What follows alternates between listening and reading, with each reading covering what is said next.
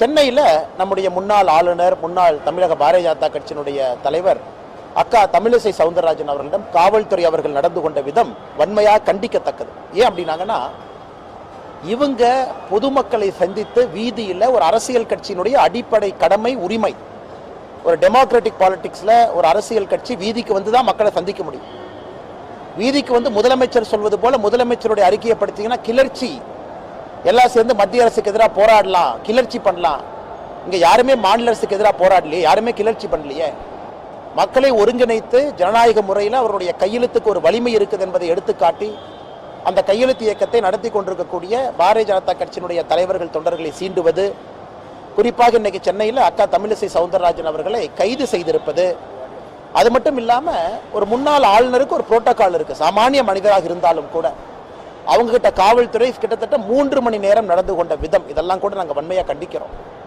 அதன் பிறகு காவல்துறைக்கே தெரியும் ஆட்சியில் இருப்பவர்கள் கொடுக்கக்கூடிய ஒரு இன்ஸ்ட்ரக்ஷன் என்பது அது தவறு என்பதை தெரிந்து 3 மணி நேரத்திற்கு பிறகு அவங்க பிரிவென்டிவ் டிடென்ஷன் சாயந்தரம் வரைக்கும் வச்சிருக்க பார்த்தாங்க. அவர்களாக விடுவித்திருக்கின்றார். இது எதை காட்டுதுன்னா, திராவிட முன்னேற்ற கழக அரசினுடைய கோழைத்தனத்தை, பயத்தை காட்டுது. நாங்கள் சொன்னபடி 1 கோடி கையெழுத்தை வாங்கத்தான் போறோம். அந்த 1 கோடி கையெழுத்திற்கு மொபைல் நம்பரோட, அட்ரஸோட, பேரோட இருக்கும். சொன்னபடி மாண்புமிகு குடியரசுத் தலைவர் அவங்ககிட்ட கொடுக்கத்தான் போறோம்.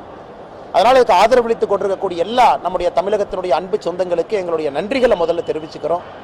தொடர்ந்து நம்முடைய பொதுக்கூட்டங்கள் நாம் ஏற்கனவே சொல்லியிருக்கின்றோம். மார்ச் 23ஆம் தேதி திருச்சியில் ஆரம்பித்து மே 2வது வாரம் கோயம்புத்தூர் வரைக்கும் நடக்க இருக்கிறது. அதற்கும் உங்கள் ஆதரவை கொடுங்க. எப்படி ஒரு பொய்யான மொழி அரசியலை வைத்து திராவிட முன்னேற்ற கழகம் அரசியல் செய்து கொண்டிருக்கின்றார்களோ அதையெல்லாம் உடைத்து தமிழகத்தில் இருக்கக்கூடிய எல்லா அன்பு சொந்தங்களுக்கும் குழந்தைகளுக்கும் சமக்கல்வி என்பதை உரிமையாக பாரதிய ஜனதா கட்சி நிலைநாட்டி கொடுக்கும்.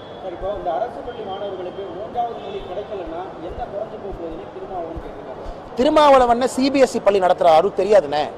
அவர் அழகா சிபிஎஸ்இ பள்ளி நடத்திக்கிட்டு அழகா ஒரு போட்டோவை போட்டுக்கிட்டு அழகா ரிப்பன் கட் பண்ணிட்டு இருக்காரு. அவருக்கு இதை பத்தி வழி தெரியுமா?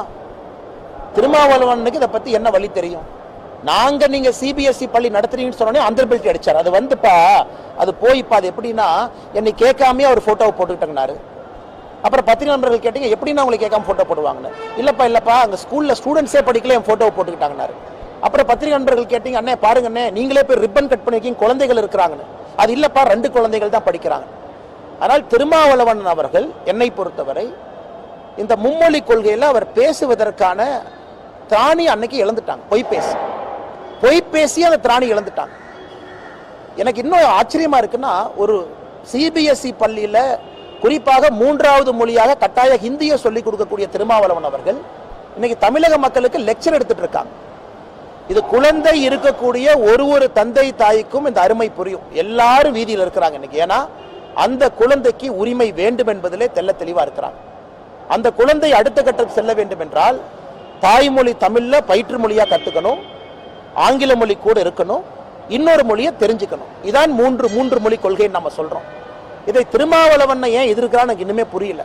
அதனால் இந்த கையெழுத்து இயக்கத்தில் நம்முடைய வெப்சைட்டை நீங்க பாத்தீங்கன்னாவே தெரியும், இந்த போலி அரசியல்வாதிகளுடைய முகத்தை தோலுரித்து கொண்டிருக்கின்றோம். அவங்க சொன்ன பொய், அவங்க நடத்துற பள்ளிக்கூடங்கள் எல்லாமே. அதனால் எங்களுக்கு ஒரு நாளும் இது வெற்றி தான். இது யாருமே எடுக்காத ஒரு விஷயத்தை பாரதிய ஜனதா கட்சி தைரியமா எடுத்திருக்கிறோம், தமிழக மக்களை நம்பி. அதற்கு ஆரம்பமே கடந்த 24 மணி நேரம் பார்த்தீங்கன்னா மிகப்பெரிய எழுச்சியோடு மக்கள் ஆதரவு கொடுக்குறாங்க. நாங்கள் மே கடைசி வரை இதை வச்சிருக்கோம். அதற்கு முன்பாகவே 1 கோடி கையெழுத்து என்பதை எங்களுக்கு கிடைத்துவிடும் என்கின்ற முழு நம்பிக்கை எங்களுக்கு இருக்கு. பாஜக அரசு தமிழ் வளர்ச்சிக்கு கல்விக்கு நியாயமான நிதி அளிக்கலன்னு கனிமொழி அக்காக்கு அது ஒரு ஆங்கிலத்தில் ஒன்று சொல்லுவாங்கன்னா செலக்டிவ் அமினிஷியா அப்படிம்பா. செலக்டிவ் அமினிஷியானா அப்பப்போ அதை மறந்துடுவாங்க. சூர்யா ஒரு படத்தில் நடிச்சிருப்பார், அப்பப்ப மறந்துடுவாங்க என்ன நடக்குதுன்னு. ஸோ கனிமொழி அக்காவை பொறுத்த வரைக்கும் இந்த 2006 to 2014 மறந்தாச்சு. அந்த 8 வருஷத்தை கனிமொழி அக்கா பிரெயின்ல செலக்டிவ் அமினிஷியா ஆகி போச்சு.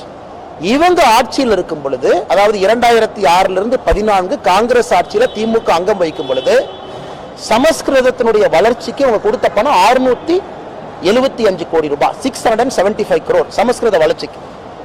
தமிழ் வளர்ச்சிக்கு அவங்க கொடுத்த பணம் 75 கோடி.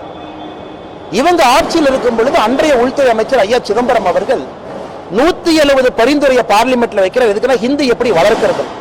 இன்னைக்கு அதே ப. சிதம்பரத்தை கூப்பிட்டு சென்னையில மீட்டிங் போடுறாரு. அவரு மேடையில் ஏறி ஹிந்தி திணிப்பை பத்தி பேசுறாங்க. இந்த கொடுமை எல்லாம் பார்க்க வேண்டிய காலகட்டத்திற்கு தமிழக மக்கள் தள்ளப்பட்டிருக்கின்றார். இன்னைக்கு அதே கனிமொழி அக்கா நான் கேட்கிறேன், அக்கா 675 கோடி ரூபாய் சமஸ்கிருதத்துக்கு ஒதுக்குனீங்களே, வெறும் 75 கோடி தானே தமிழுக்கு ஒதுக்குனீங்க, அதுக்கு பதில் இல்லையே. உங்களுடைய ஆட்சியில நீங்க செஞ்ச தவறு. தமிழ் மொழியினுடைய வளர்ச்சிக்கு ஒரு சின்ன துரும்ப கிள்ளி போட்டீங்களா?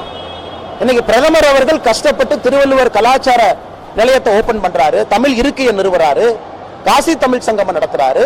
இது பிரதமர் மோடி அவர்கள் கடினப்பட்டு தமிழகத்திலிருந்து தமிழை உலகம் முழுவதும் எடுத்துட்டு போறார். அதனால் கனிமொழி அக்கா அவர்கள் செலக்டிவ் அமினிஷியால் இருக்கிறாங்க. அவர்களுக்கு யூபிஏ டைம்ல நடந்தது எல்லாம் மறந்து போச்சு. இன்னைக்கு உட்கார்ந்து அரசியல் காரணத்திற்காக என்னுடைய அருமை அக்கா கனிமொழி அவர்கள் பேசிக் கொண்டிருக்கின்றார்.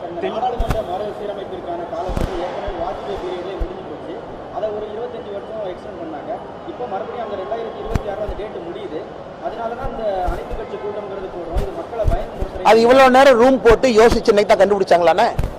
நான் முதல்ல 10 நாளா அந்த கேள்வியை கேட்டுட்டு இருக்கேன். ரூம் போட்டு இன்னைக்கு தான் தமிழக அரசு கண்டுபிடிச்சதா? ஓ, இதனாலதான் அனைத்து கட்சி கூட்டம் நடத்தணும் இன்னைக்கு தான் கண்டுபிடிச்சாங்களா?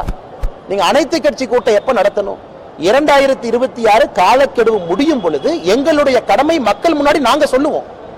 எப்படி இந்த பாராளுமன்ற வரைமுறை இருக்கும், தொகுதி வரைமுறை எப்படி இருக்கும், எத்தனை சீட் அதிகமாகும் சொல்வது எங்களுடைய கடமை.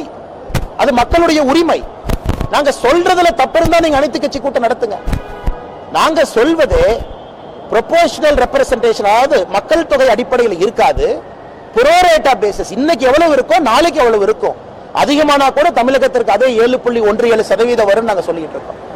எதுவுமே இல்லாம அனைத்து கட்சி கூட்டம் இப்ப தேவையா? என்ன காரணம்? நாங்க பார்லிமெண்ட்ல ஒரே நாடு ஒரே தேர்தல் என்று எப்பொழுது சொன்னமோ நீங்க கேட்டீங்க பத்திரிகை நண்பர்கள். ஆனா இப்ப திமுக ஆட்சி ஒரு வருஷம் குறைப்பீங்களான்னு கேட்டீங்க. அப்ப உடனே 2028 வருதான். அதற்கு விளக்கம் கொடுத்து இந்தியாவில் எல்லாருமே ஒரே நாடு ஒரே தேர்தல் ஏத்துக்கிட்டாங்க. அதே போல தொகுதி வரைமுறை வரும்பொழுது நாங்கள் சொல்லுவோம். நீங்களா கற்பனை பண்ணி அந்த கற்பனை குதிரைகளை அவிழ்த்து விட்டு, இல்ல 39 8 குறைஞ்சிரும் 31 நீங்களா சொல்றீங்க. 848 வரும்பொழுது தமிழகத்திற்கு 12 குறைஞ்சிரும் நீங்களே சொல்றீங்க. நாங்க சொன்னோமா? நாங்க சொன்னது புரோரேட்டா அப்படிங்கிற வார்த்தையை பயன்படுத்தி இருக்கோம். என் பக்கத்து மாநிலத்தில் அண்ணன் சந்திரபாபு நாயுடு அவர்கள் என்ன சொல்றாரு? என்ன 3 மொழி? என் ஊர்ல குழந்தைகள் 10 மொழி படிக்கணுங்கிறார். இன்னைக்கு காலையில பாத்தீங்களா சந்திரபாபு நாயுடு சொல்றாரு, அது என்ன 1 மொழி 2 மொழி படிக்கிறது, 10 மொழி படிக்கணும். ஆந்திரால ஆங்கில மொழியிலிருந்து தாய்மொழி தெலுங்குல கற்றல் மொழியாக இருக்கும். உலக மொழிகள் நான் கத்துக் கொடுக்கிறேன். அவங்க அதனாலதான் சத்திய நடையில இருந்து பாருங்க, உலகத்தில் இன்னைக்கு ஆந்திர பிரதேசத்தில் இருக்கிறவங்க எந்த அளவுக்கு சாதித்து காட்டிக் கொண்டிருக்கின்றார்கள் தமிழர்களை போல. இன்னைக்கு ஒரு ஜெனரேஷன் ஆஃப் தமிழ் நம்ம ஊர் விட்டு வெளியே போயிட்டாங்க. சான் பிரான்சிஸ்கோல பே ஏரியால ஆதிக்கம் செலுத்திக் கொண்டிருக்கின்றாங்க. அடுத்து ஆந்திராக்காரன் இடத்தை பிடிப்பான். ஏன்னா தொலைநோக்கு பார்வையோடு சென்று கொண்டிருக்கின்றான். நாம இன்னைக்கு இருந்து பழைய பஞ்சாங்கத்தை பேசிக் கொண்டிருக்கின்றோம். எப்படி நம்ம உலகத்தை ஆளுவோம்? இதெல்லாம் முதலமைச்சர் பார்க்கணும். ஆந்திர பிரதேசனுடைய முதலமைச்சர் தைரியமா சொல்றார். எனக்கு முன்னாடி இருந்த முதலமைச்சர் என்ன பண்ணாருன்னா பள்ளி கல்வியை ஆங்கிலத்தில் மாத்திட்டு போயிட்டார். நான் இன்னைக்கு 10 மொழியில மாற்ற முயற்சிக்கின்றார். இது ஒரு அறிவுபூர்வமான சமுதாயம் எப்படி சிந்திக்க வேண்டும் என்பதற்கு ஒரு உதாரணம். இவங்க மொழியை வச்சு இல்ல நான் கத்துக் கொடுக்க மாட்டேன், மொழியை தடுப்பதற்கு இவர்களுக்கு உரிமையே இல்லை, மக்கள் அதுக்கு ஓட்டே போடல. அடுத்து என்ன சட்டம் போடணும்னு சொல்லுவாங்களா? நம்ம எல்லாரும் காலையில் வெள்ளை கலர் சட்டை தான் போடணும், கருப்பு கலர் சட்டை போடக்கூடாதுன்னு அடுத்து ரூல் போடுவாங்களா? இல்ல காலையில் என்ன சாப்பாடு சாப்பிடணும் சொல்லுவாங்களா? இல்ல எந்த விதமான வண்டி ஓட்டணும், பஸ்ல எந்த சீட்ல உட்காரணும்னு சொல்லுவாங்களா? அதே போலதான் இருக்குது. 3வது மொழி படிக்க கூடாதுன்னு சொல்றது அதே போலதான் இருக்கு. நாங்கள் கட்டாயப்படுத்தலையே. 3வது மொழி ஒரு மொழி படிங்க, பிடிச்ச மொழியை படிங்க. நீங்க படிக்கலனா இந்தியா ஃபுல்லா படிப்பாங்க. அப்ப தமிழ்நாடு நாம மட்டும் 2 மொழி படிச்சுக்கிட்டு படிக்காம இருப்போம். 20 ஆண்டுகள் கழிச்சு நம்முடைய நிலைமை என்ன ஆகும்? நாம மட்டும் தனித்தீவாக தமிழகத்தை ரிபப்ளிக் ஆஃப் தமிழ்நாடு டிக்ளேர் பண்ணி இங்கே இருந்துக்கலாமா? பக்கத்தில் ஆந்திரால 10 மொழி என்று பேசிக் கொண்டிருக்கின்றார்கள். இந்த மாதிரி ஏன் ஆக்கப்பூர்வமான அரசியல மாண்புமிகு முதலமைச்சர் ஐயா மு.க. ஸ்டாலின் அவங்க எடுக்க மாட்டாங்க எனக்கு புரியலீங்க. இது ஒரு செல்ஃப் டிஃபீட்டிங் கோல். திருமாவளவன் அவர்கள் சிபிஎஸ்இ ஸ்கூல் நடத்திட்டு அண்ணன் முதல்ல கேள்வி கேட்டீங்க, இன்னைக்கு பதில் சொல்றாரு இந்த மாதிரி. அக்கா கனிமொழி அவர்களுடைய மகன் சிங்கப்பூர் சிட்டிசன்.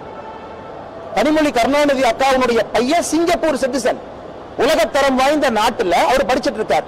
சிங்கப்பூர் சிட்டிசனாக இருக்கக்கூடிய கனிமொழி அக்காவுடைய மகன் போய் நீங்க தமிழ் மட்டும்தான் படிக்கணும்னு கேட்பீங்களா? சிங்கப்பூர் சிட்டிசன்ல அத்தனை மொழிய கனிமொழி அக்காவுடைய பையன் படிப்பான். ஆனா அக்கா மட்டும் மைக் எடுத்து இல்ல தமிழ்நாட்டுல குழந்தைகள் 2 மொழி தான். அப்படி பேசுற அக்கா ஏன் கனிமொழி அக்காவுடைய பையனை கவர்மெண்ட் ஸ்கூல்ல சேர்த்து 2 மொழி படிச்சு வைக்கிறேன்? இன்னைக்கு மொழியை பத்தி அவ்வளவு பேசுறாங்களே. நாங்க பெரியாருடைய பேத்தின்னு சொல்றாங்களே, கலைஞர் கருணாநிதி அவருடைய மகள்னு சொல்றாங்களே, ஏன் அவருடைய குழந்தைக்கு சிங்கப்பூர் சிட்டிசனாக ஒரு நியாயம், தமிழகத்தில் இருக்கக்கூடிய ஏழை பெற்றோருடைய குழந்தைகள் அரசு பள்ளியில் என்ன ஒரு நியாயம்? நாங்களும் கேட்போம்ல. பள்ளி கல்வித்துறை அமைச்சர் என் பையன் கிட்ட சொன்னா, அப்பா 7வதுல உன்னை ட்ரை பண்ணி பாக்குறேன், பிரெஞ்சு படிப்பான்னு நான் சொன்னேன்.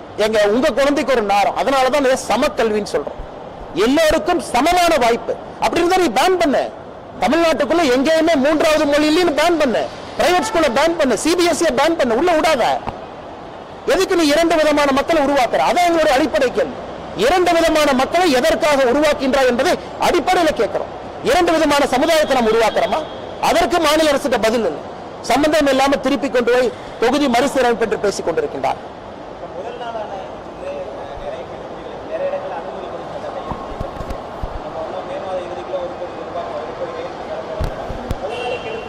ஆனால் ஆச்சரியம் என்னன்னாங்கன்னா, நாங்க ஒரு நாள் வெப்சைட்னுடைய டிராபிக் வந்து 25,000 கையெழுத்து எதிர்பார்த்தோம்.